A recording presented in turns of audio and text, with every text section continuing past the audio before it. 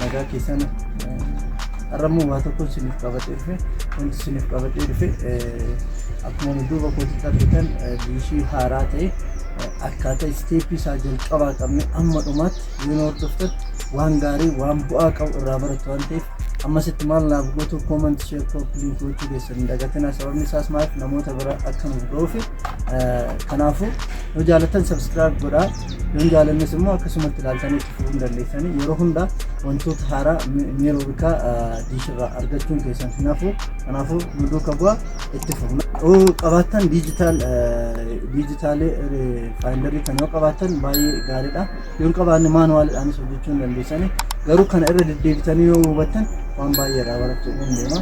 Let's go. Gara diijitaalee immoo naaf akkuma argannu yeroo abbaa diishirii 900 isaan eegalee isa xiqqishuu sanis kan biraatiin vaardiishis wantoota garaagaraa koomenti godhaa isiniif hojjenna waan isinni be koomenti jalatti barreessaa rakkoon hin jiru walumaan itti fufna. Yes. Okay.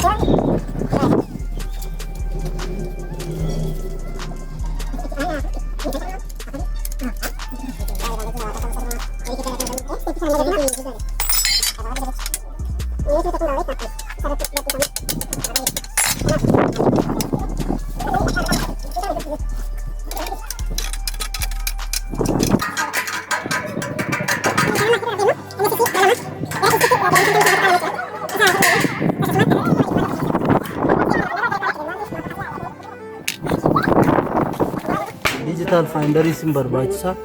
Digital finder in qabaanne manually nama lama ta'uu qaba. Manually yoo qabaatani namni tokkos ta'a tokko keessaa meeqa jettaatu hojjettu jechuudha. Yoo digital qabaatan garuu asuma waan hunda isaa sirreeffattu banee isinitti agarsiisa. Amma maalirra godhachuu qabdu NSS 12 gara bahaatti 57 digirii tuqaa lamarra jira. Frequency isaa waan agartan ta'e isa kanarra godhadheera. Sana booda ergana sirra godhadhe LNB kiya horizontaalidhaan yeroo hunda kan fayyadamu karaa isinitti toleen vertikaalii fayyadamuu dandeessu. Kanaaf ani horizontaalidhaan fayyadame LNB kan horizontaalidhaan akkaataa fayyadamus immoo isinitti agarsiisa. Isin amma maatti hordofuu dagatina hojiin kun itti hojjettan taanaan itti fayyadamtu malee bakki isinitti miidhaan illee hin jiru. Asirratti yoo argatanii jiraatan LNB hammattuu sanarra garanaan 20 asin 20 edit hedduutti immoo duwwaa kaa'ee jira. Yoo horizontaalii fayyadamne 20 irra goona jechuudha karaa garanaatiin. Vertikaalii fayyadamne azoorritooni ishee tan akkanatti azoorree 20 irra ishee ol keenya jechuudha. So kana maaliif hangoonu akka kwalitii sun qixa sirrii ta'e akka nu godhuudhaaf. So kanaafuu amma horizontaaliidhaan yeroo hunda kan fayyadamu. Barti vaardiishis haa ta'u DSTV illee ammoosaatis haa ta'u waan biraas ani fayyadamu horizontaalii. Nu hordofa ammasitti isinitti agarsiisa yeroo kwalitiinis galu ani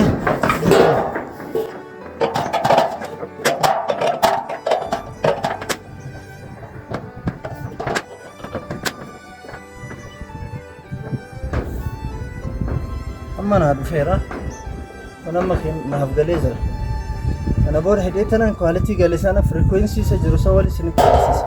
Hordofaa kun meeroobikaa diishii yeroo hunda isiniif jedhee kan hojjetu subscribe gochuun dagatina isin faana jirra waan qabdan immoo comment gochuudhaan nu gaafachuu dandeessu.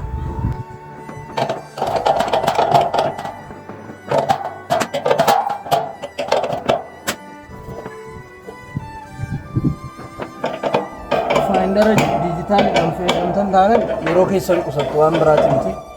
Hojiin keessan akka tasaatii irratti isinii dhufe taanaan daftanii toon hojjettanii waa irratti hojjetu. Yeroo digital qabaattan. Manuwaali taanaan yeroo rakkisuu danda'a. Amma daqiiqaa 15 keessatti fixuu dandeessa. Sa'aatii tokkotti isin jiraasuu danda'a jechuudha. Kanaaf ni dhufeera.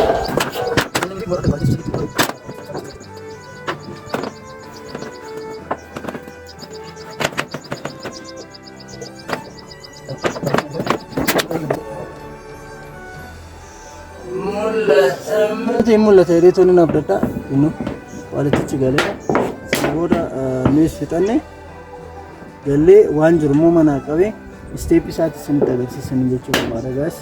Okay guys itti fufnee jira kaartii lamaffaa eegalee jira ishii keenya desiree isinii finne booda amma tiiviin illee haaraa akkuma isin ilaalaa jirtanii abbaa inchi 22 isa kanaaf waan jiru hundumaa isteeticha yoo hordoftan ni argitu isin jechuun barbaada. Kanaaf itti fufnee jirra guys. Itti fufnee jirra hordofaa isin jira. Calistanii yoo dhaggeeffattan yoo ilaaltan waan baay'ee barattu. Kanaaf nurraa kana namoota biraaf feesan immoo dagatanaa sheeroo godhatanii waan baay'ee barattu isin jechuu barbaada. Kan sinitti maata jiru yeroo bakka diishii yeroo hundumaa waan isin rakkattaniif kan dhimmatu koomantoo goota waan barbaadan irratti isin hojjechuudhaaf qophaa'adha. Waan kamirratti waan elektirooniksiidha wal qabatu kamiyyuu waan ta'uudha. Isin jalatti koomantii goona waan isin ajajjan tola jennee furannee jiru jenna jechuudha.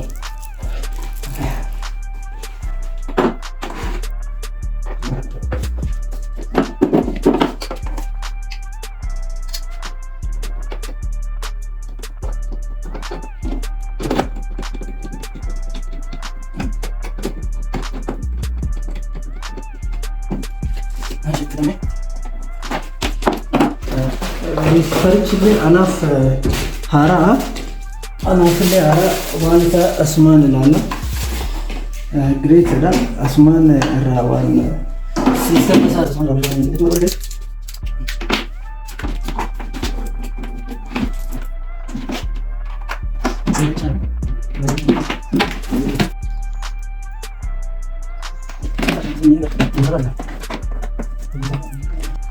jalqabni jira proogiraamota existedha. Kana jechuun chaanaaliin irra jiru jechuudha.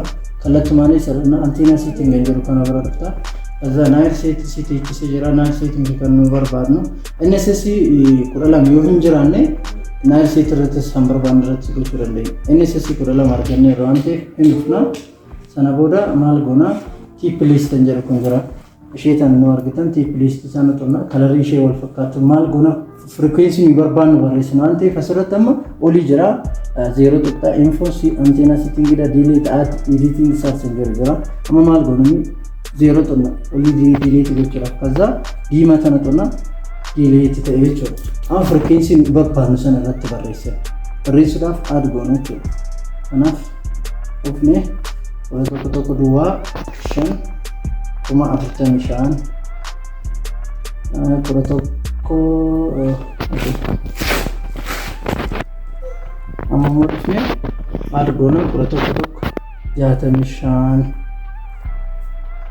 65 simbol sani wanti simbeeku qabdan tokkicho waan ta'e protocol 545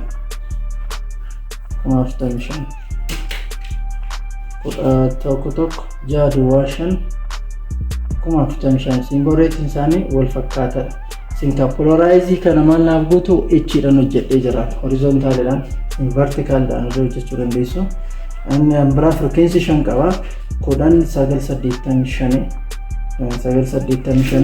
okay ifa koodaan 985 kuma 45 okay akkanatti nu dhufe kanaaf galatoo